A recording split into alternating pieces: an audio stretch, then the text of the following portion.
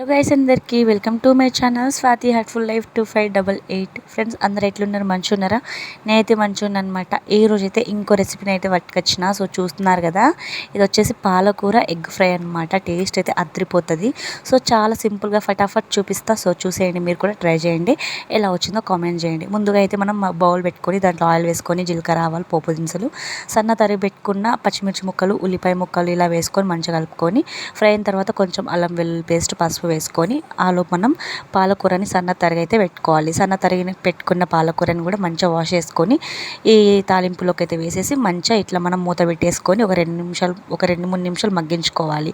మాకు ఇంకా పాలకూరల నుండి మంచిగా వాటర్ ఊరిన తర్వాత ఒక 2-3 సార్లు అయితే మూత పెట్టుకుంటూ తీసుకోవాలన్నమాట ఈ పాలకూర మనకు. సో ఈ విధంగా అయితే అయిపోవాలి మంచిగా. ఇలా అయిన తర్వాత అయితే ఇంకా మనం అయితే నెక్స్ట్ ఎగ్స్ అయితే పెట్టుకోవాలన్నమాట.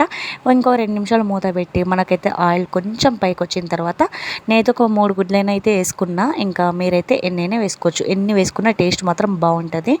ఇంకా ఎగ్స్ వేసిన తర్వాత మంచిగా కొంచెం జీరా పౌడర్, ధనియా పౌడర్ కూడా వేసి అది స్కిప్ అయిందనమాట.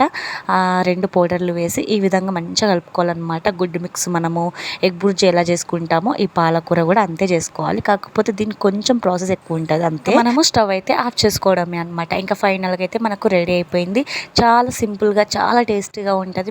నేనైతే పాలకూర అస్సలు తిన్నాను అనమాట.